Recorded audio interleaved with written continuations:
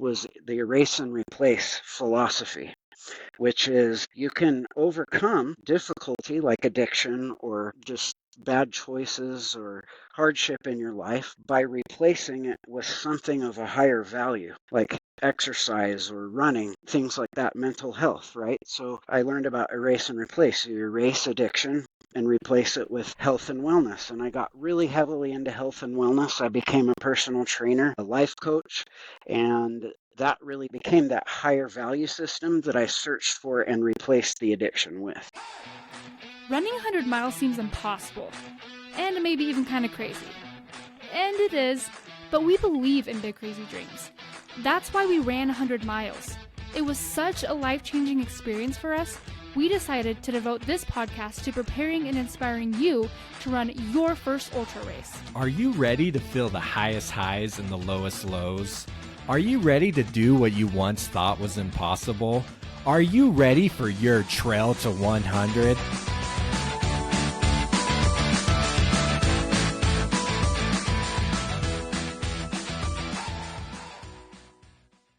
Thank you for joining us here on Trail to 100, the podcast made to help you finish your first 100-mile race. My name is Jacob Bateman, and today, on day number 4, that's right, guys, we're now 4 days into this week-long mini-series release of the Steps to a 100-Mile Race, where we talk to 7 different individuals who are at different points of their journey as they try to reach 100 miles. And we talk about their most recent achievements and how they are feeling about the 100-mile distance moving forward. Today, we talk to Brett Morris. Now, Brett has an amazing story. He has come from addiction and has fought his way back and taken control of his life. And he's used running as an outlet and a tool to help him take control of his life. And so he talked about that. Brett just finished his first 50K this past April. He's looking to keep pushing himself, keep upping that distance, and one day reach that 100-mile mark. So let's get to it. All right, Brett, thank you for joining us today. We are so excited to talk with you about how you completed your first 50K because it was so good seeing you out there doing it on race day. Oh, wasn't it? It was a beautiful day. It was awesome. I loved it. Oh, yes. It was an awesome day. Anyways, but Brett, before we get to the 50K, talk to us a little bit about who you are outside of ultra running. What's brought you to this point of your life? I'll try to go as quick as I can, but still give kind of the fruit. When I was about 6 years old, I had broken my neck. You probably don't remember this because you're too young, but slides used to be like 20 feet high. They were made out of metal and they were in the ground with concrete blocks. And I fell off the back of it and landed on my head on this concrete and got a brain injury and broke my neck. And they didn't really realize that it was broken, and so they just put a soft cast on and said, okay, go ahead and you'll heal fine. And so when I got home from my mission, I was having neck pain. I went into a chiropractor. He was looking at he x-rayed it, and he was looking at it and said, I need a neurosurgeon to look at this. And they realized that it was actually it had healed incorrectly, and my C1 and C2 could get pinched at any time and I could die. And so within the week they had me in there again.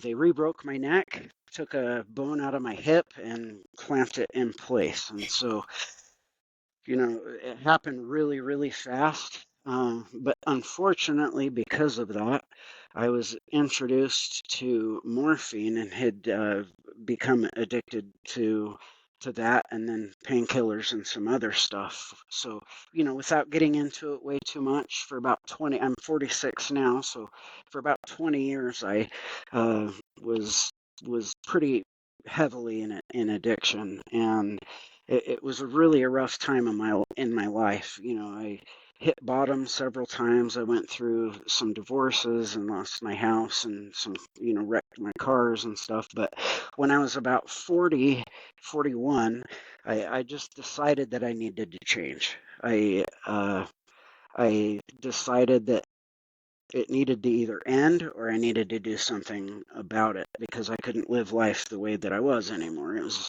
just extremely painful. And so I decided to go to rehab and put myself through rehab. Generally, you're court ordered to go to rehab, but I chose to go in, and um, I was successful. And as part of rehab, I learned that we don't have to be a victim in our life. We can have complete and total ownership of our choices. Um, I learned, about Viktor Frankl and just about self-improvement. He said between stimulus and response, there's a space wherein lies all of our power. So we can choose how to respond in virtually every circumstance. And one of the things that I learned was the erase and replace philosophy, which is you can overcome difficulty like addiction or um, just bad choices or hardship in your life by replacing it with something of a higher value, like exercise or running, things like that, mental health, right? So I learned about erase and replace. You erase addiction and replace it with health and wellness. And I got really heavily into health and wellness. I became a personal trainer, a life coach, and that really became my addiction. It didn't become my addiction. It became that higher value system that I searched for and replaced the addiction with. And so I was able to come to a lot of, self-realization moments, that there's a poem, Invictus, and at the end it says, I am the master of my fate and I'm the captain of my soul. And I realized that on a very, very heavy level and just became enthralled with goal setting and achieving and overcoming myself, essentially the thinker that tells me that I'm not good enough, right? Yeah. And so in that came running, which I don't know what I would do without it. And I made a goal in 2024 after a few years of just increasingly becoming a better person. I made it a goal to run 1,000 miles in 2024. And that was something to challenge my day-to-day consistency. So I ran 3 miles a day, and I think I got it by like October. And during that, I had run a couple of races. I hiked Temp and had done a couple of things that were kind of crazy and had signed up for a half a marathon, the top of Utah. And I was like, if I can run a half, I can run a full. And so I emailed him and I said, hey, a couple of days before it, I emailed and said, can I change this to a full marathon? He said, yeah, just Venmo me $20. Go ahead, by all means. And so I jumped in, ran my first marathon about 9 months after I started running, and just kind of, I felt like I was going to die afterwards, but was walking on cloud nine. So it was pretty awesome. And Yeah. have just learned about goals and achievements and setting different, harder goals and just overcoming pain and, Yeah. physical and mental. So that's kind of where Yeah. I'm at now. That's amazing, Brett. I My goodness, there's so much to unpack in there. I mean, one thing that just kind of stood out to me from what you just shared was the whole replace and erase Yeah, philosophy. I think that's so applicable to because everybody probably has what it doesn't have to be drugs, but there's some no, form of addiction in someone's life, whether that's TV, your phone. thinking Um, yeah, like yeah. victim mentality. Yes, yes, yes, falling into that kind of mentality but you replace that with something good, something healthy, something that's going to bring life to you, it's actually going to form some sort of benefit. That's a great philosophy to live by, and it just has me thinking, what can I replace, thinking of some of my issues that I might face right now, like how can I replace and erase it? Right. I mean, I think we all have something that we can erase and replace. The bad decisions that we make or traumatic events that we think about a lot or food, like you said, it doesn't have to be drugs. It can be Yeah, anything. yeah, that's amazing. So then you ran that marathon, and I loved how you described it, how it was you were on top of the world, but yet dying at the same Oh time. man. Um, Yeah, that's actually the first race that I had invited any of my family to, and I was gonna die before I didn't make it. yeah. I Oh mean, my. you know how it is. It's just like there is no way I'm not gonna finish this. Yeah. Yeah. What did you learn from that marathon? Running is 90% mindset. It is not what you can physically do that will stop you because you really honestly have no limits. Your body will go much further than your mind will. And I learned how to um, compartmentalize pain. So if if you look at a full marathon and you say I'm going to run 26 miles, if you're not used to doing it, you're like, there's no way I could do that. And people around you are looking at you crazy, like, why would you want to do that? I wouldn't run a mile, let alone 26, right? There's all of this chatter, noise coming at you that isn't always positive, and so it kind of sucks your hope away. So in the pain compartmentalization aspect, I learned that micro goals are how you achieve greatness. So 1 mile at a time. There's that quote by, I think it's Lao Tzu. A 1,000-mile journey begins with the first step, right? So it's that one step that we focus on, and then the next step, and then the next step. It's not the entire thing because it gets very intimidating looking at that huge thing in front of you, and it becomes exhausting just thinking about it. So Yeah. the biggest thing that I learned is I can push well, two things. I can push myself way further than I think I can, and if I just focus on that next step, I can make it almost anywhere and Yeah. do almost anything. Yeah. I love that. I love that. And speaking of that, kind of along those same lines, um, so you was this marathon was give me the date. I think it was in October, wasn't it? Uh, Was the it? mar the marathon The, was so it was last year. yes. Yep. Okay, Top of 2024. Utah. Okay, Yep. 2024. And then you just ran the Serengeti 50k here April of 2025. Yeah. Um my question is, and you talked about your training of how it just started with 1,000 miles in a year. Um I guess how did you replace and erase in order to make training possible in your life Sure. so that you were ready for race day? Okay. That first of all, it starts with mindset, right? I can't do this has to be not part of your vocabulary. You can never say I can't do this again in your life when you become a runner. And you just have to get over it and look at goals like they're dinner, and you have to become hungry. And so that's what I did. And I wouldn't let anything come in the way. So I started waking up at 4 a.m. I started doing an hour of yoga because I still have my broken neck, right? And so Yeah. it's very painful. Running is painful. And so I started stretching out, and that takes about an hour before I can run and not be in a lot of pain. So Wow. I started doing, meditation and like identity replacement meditation of saying like positive attributes about myself, like you can do this, you can reach your goals, you have unlimited potentials, just like psyching myself up with meditation. And I have it's not all physical, but I have a 4-hour routine before I start running. So I built a success. It's like a system that I rely on to be able to do the things that will help me accomplish my goals. And that's what my morning routine is. It's a system. And so is the way that I eat. I have a daily check-in system on my phone that I uh, mark down all of the things that are in my morning routine, all of the things that I do to eat, my mindset.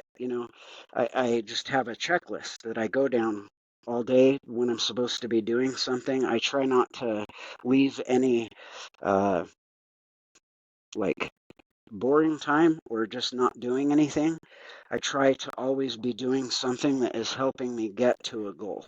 And so it's just learning how to become goal oriented and not sit down on your phone and waste an hour and a half on Facebook, because then the time to succeed has gone. And so I got rid of like all social media, all social apps on my Facebook. There's like an entire book that you could write on just little tiny things that you can do to help enable your success in something like this. Yeah. I just got really serious about it and removed everything else that didn't matter. You realized what it would take to achieve a goal like this, and you created a system to help you achieve it, to succeed. What what blows me away is because you sent that system over to me before we talked, and it's an amazing system, Brett. I looked at that and I felt like, wow, I need to get something like this in my life. Like, how hard was it? Because you say no screen time until like 8 a.m., right? Is that what I hear? 8 or Right. 9? So when I wake up, the fastest way to take a dump on your day is by getting on your phone. Because Yeah. your first thing that you do is go through your emails, and then you're not thinking about your goals. Yeah. You have to be the first thing that I do when I wake up is, what do I envision my day being like? And when I say that, I envision, so I came up with this ultimate Brett, right? What does that look like to me? And I just, the ultimate Brett in my mind just looks like this warrior with a sword that's just like, bring it on. I'm hungry, for goals and stuff. Like, I want to conquer myself, right? And so, like, I imagine that warrior just coming up against the day and just like, okay, where's my dinner? Like, I want this. And what do you do when you get on your phone? Any desire that you have is sucked away into this mindless black hole. And Yeah. so, to answer your question, I don't get on my phone until after breakfast and my complete morning routine is done. And then I have rules for when I get on my phone. I love that. That is amazing. And I mean, as you're saying this, I'm like, okay, I need to create this in my life. I need to create these rules, these with my phone, especially because yes, I noticed that. Like, I'll go. You say the fastest way to take a dump is it on your day is getting on your phone, but I mean, I think about like. Man. I think about the first thing I do, not every morning, is take a dump. And then I grab my phone to look at it while I take my dump. And then all of a sudden, 15 minutes later, I've wasted, that I could have been, I could have took that dump a lot faster. Yes. Right. Yeah, I get you. And like, when you have a target and you're focused on the target, you're more likely to hit it, right? Yeah. But when you're looking away and you're daydreaming about all this other stuff, you're not focused on your target. So, you're taking a dump while you're taking a dump. Starting your day with a dopamine hit and that addiction. You're starting your day with addiction, with releasing a dopamine through the phone. Quickest way to lose focus. Yeah. Wow. Okay. So the Serengeti 50k. Why did you decide that race? Oh my goodness. So every once in a while, fairly regularly, I just start getting depressed and this woe is me and I'm not good enough, right? I just get into that. Yeah. What is my life, and I'm not helping anybody. Just that talking myself out of success, right? Yeah, I feel you. Everything you're saying, I relate to. And how do you get out of that? I call it changing the channel. Like, whether you're depressed or pissed off or whatever it is, how do you change the channel in your mind against that? I mean, there's a dozen things that we can do. You can look at happy little puppies memes or something and just kind of get into a jovial mindset. But like, how do you reset your brain if it's a software program and you're on a computer? How do you reset the computer to get back to an earlier uh, to the earlier function? How do I reset my brain? And I can do that doing something that's really effing hard, that sucks, that I don't want to do. And so I think of like David Goggins or something, like like a cold plunge or whatever it is, but it has to be like really intimidating. Like, oh crap, what did I do? Kind of, the what is it? The 50k, I think it was. Yeah. 36 miles. And that was that for me. Somebody mentioned it to me online and I was like, "Oh, I'm so on that." And I signed up for it within 5 minutes of talking to him. I was like, "This is it." And I mean, it just like it was the answer to a prayer, and I just jumped on it. So I wish I had some glamorous story behind it. Yeah. It was No. it was about 2 weeks before, and I was like, this is exactly what it's going to take to get me out of this rut that I'm in. You signed up for the race 2 weeks before? Yep. Oh, wow. Boy, that's something. It was Yeah. 2 or 3 weeks. Yep. So then how did you feel after you signed up? Oh crap! What did I do? I mean, I think most of us are at that point at one time or another, but I got rid of that really quick, and I was like, okay, how do I prepare for this? And Yeah. so one of the things that I did was I did and this is kind of embarrassing. It was a treadmill training. I did 30 miles on my treadmill. I cleared out a Mhm. Saturday, and I was like, I'm just gonna see if I can actually go the distance. And so I Yeah. ran 30 miles without an incline or anything like that. Yeah. And I just ran 30 miles and did it in like 2 hour chunks and Yeah. took 15-minute breaks. So and I already knew about the nutrition because I have a nutrition coaching certification and have kind of studied what runners need and so forth. So I I Felt tested all it right and I on was like, that. well, Yeah. I'm probably not going to die. It's going to suck though. Yeah. And I that was I love that, Brett, actually, that, yeah, like, yes, running on a treadmill isn't exactly the ideal it's not training. glamorous, right? Yeah. But in my opinion, when we're out here trying to reach new distances and challenge ourselves in new ways, I have found, and from talking to loads of people through this podcast, you need to have an experience where you do something really tough, that kind of like gives you a little bit of confidence. You have to Yeah, build some sort of confidence up by right. achieving something tough before the big challenge ahead, and so like for you that was a 30-mile treadmill day, and Right. it's different for everyone, but I feel like everyone gets an idea in their head. Like one time I ran up and down Mount Ogden twice for like my big training run for one of my 100-mile races. And Sure. it was 12 hours total of going up and down Mount Ogden all day. But, something about that just was like, okay, I did it 2 weeks before my 100. I'm like, all right, let's do this. I'm ready. Let's go kick some butt.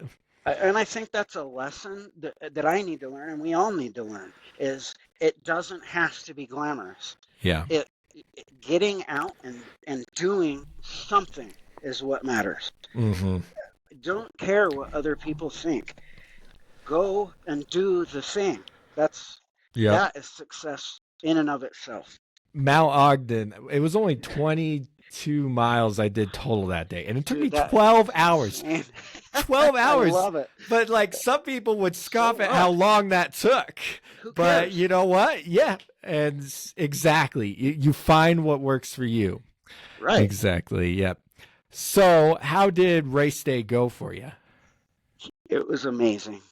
And I don't say that because it felt good and it was like everything that I ever wanted in a run, because there were some things that totally sucked. But just getting out there was enough that I needed in my brain to get over myself and to just like hook back into the energy that the universe has. I mean, running isn't, I would hate to say this out loud, but it's not about like race day. It's about planning, and it's Yeah. about like how you feel about yourself when once you've done something. It's I mean it is about the race, but it's about you Yeah. and you how you feel. So I mean it was awesome, and part of the reason that made it awesome was the volunteers out there encouraging everybody and the work that they put into it, and the just the organization and like the encouragement that you get is just, I mean, the camaraderie that there is between runners. Like I had a guy that I my watch died, and so I didn't know how far I had left. I didn't know essentially where, I mean, what was ahead. And I was really discouraged by this point. You know, it was the last 8 miles, and he started running behind me. He was like, "Hey, what's up?" And I said, "Well, my watch died, and I don't know if I'm going to make it." And I was just, you know, pretty upset. And he said, "Well, why don't you just run with me and I'll, walk you through it." Because he was an experienced runner, kind of an older gentleman. And, he not held my hand, but he was like, "We got this. You can totally do this. It's not even Yeah. going to be a problem."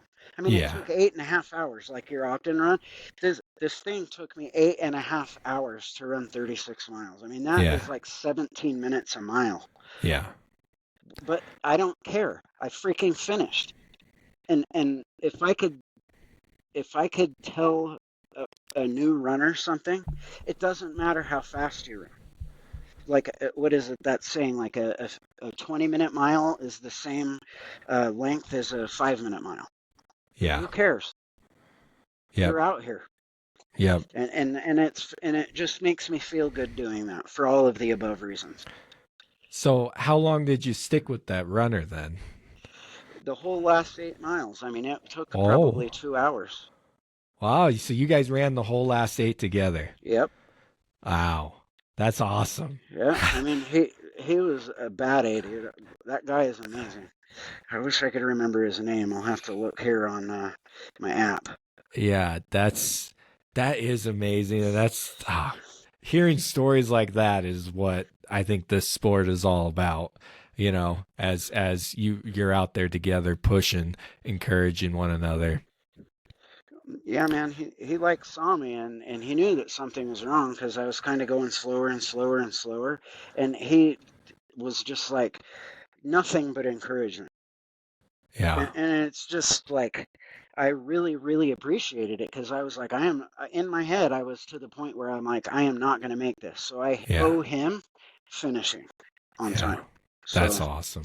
That is beautiful. and you can't get that, in your office at work. No, you You know what I'm can't. saying? You can't get that with a bunch of screens around you. So what So, was that like coming across the finish line and knowing that you did it?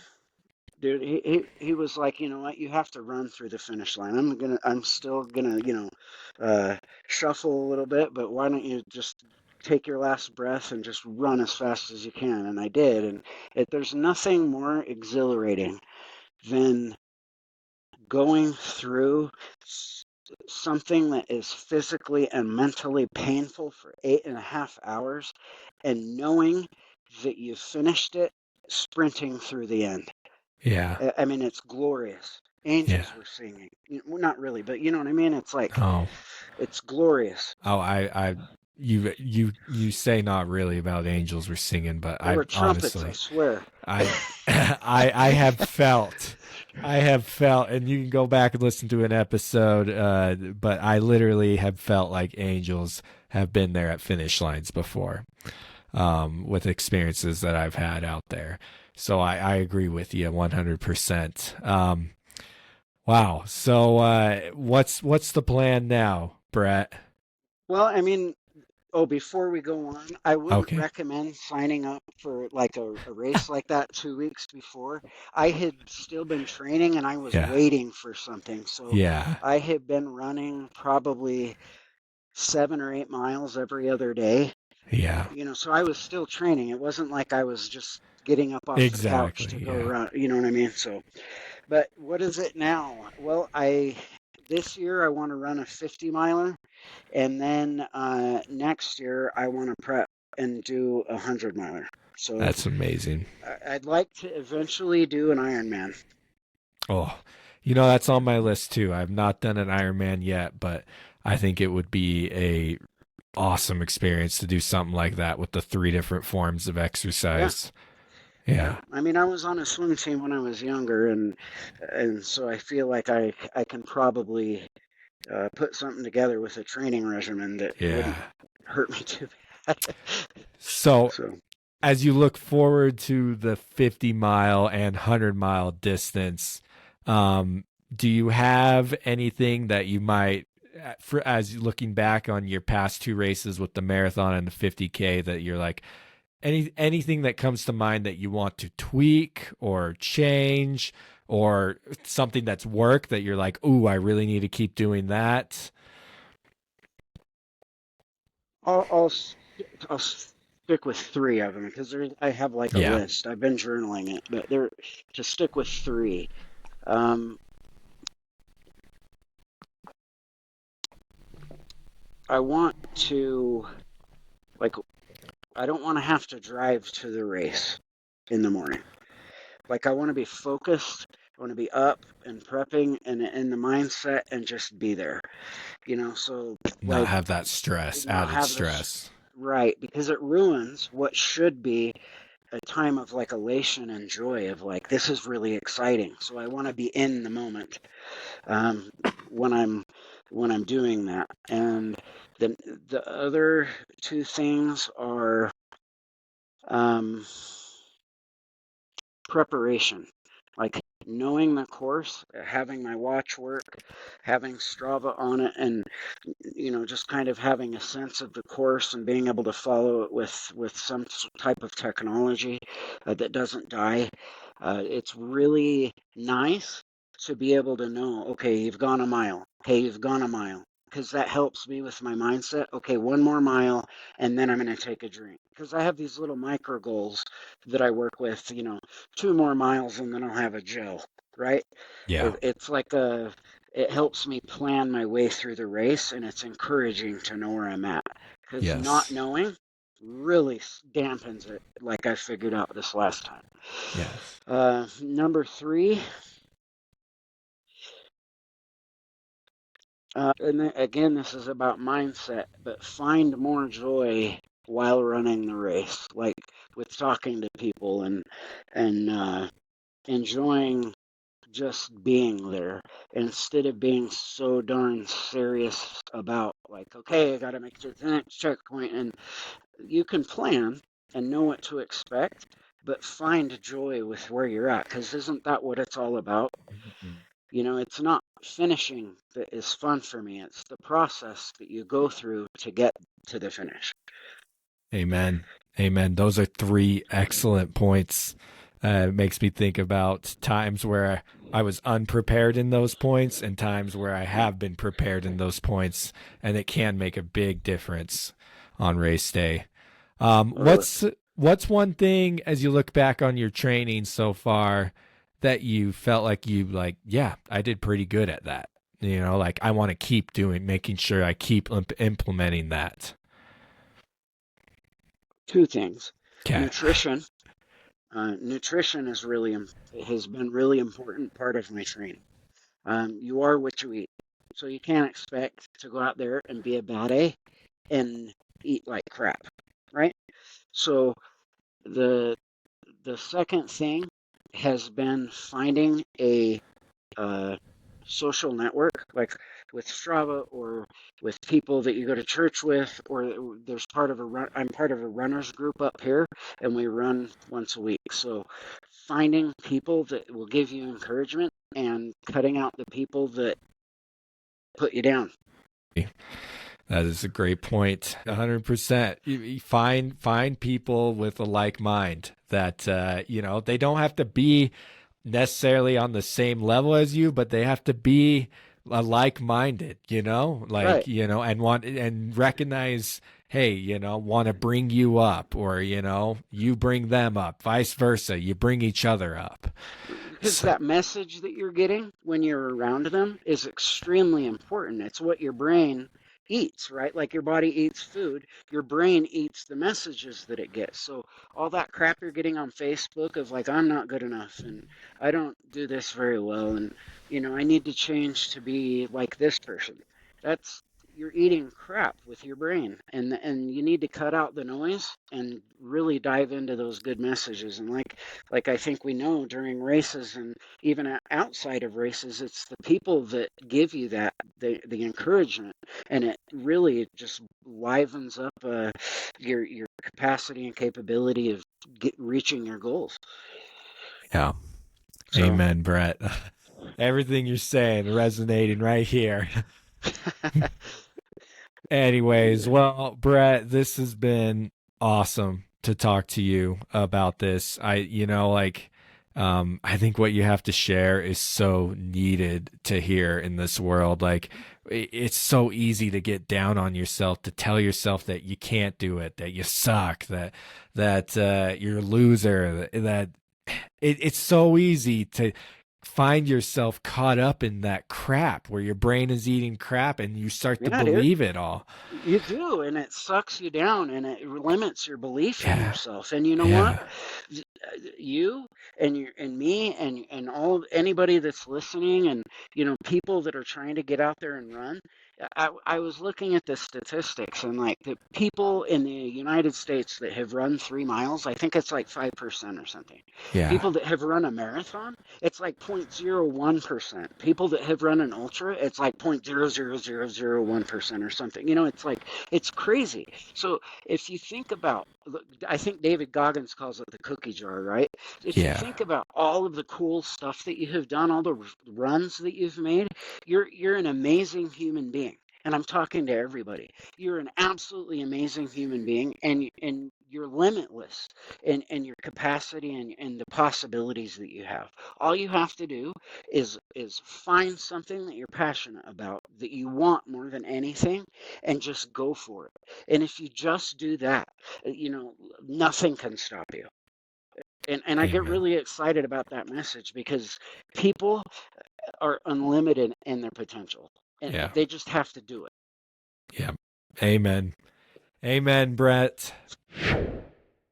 So a big thank you goes out to Brett for sharing his story with us, and a big congratulations to him on achieving that 50K finish. It was really cool seeing him out there, put in the work, get it done on a tough course on a hot day, and he made it happen. And wow, his words of wisdom definitely struck me to the core. It's taken a few months to put this series together, but the things Brett has said has stuck with me to this day, and I often think about what he has said about just taking control of your life and not becoming sucked into the addictions that surround us through all different kinds of forms that can just hold us captive and hostage in our lives and keep us from moving forward. So thank you, Brett, for sharing that. We will continue on with the series in the next couple of days. We still have 3 more guests. That's right, 3 more guests who are on their 100-mile journeys. So keep an eye out for the last 3 episodes here as we round off this week in this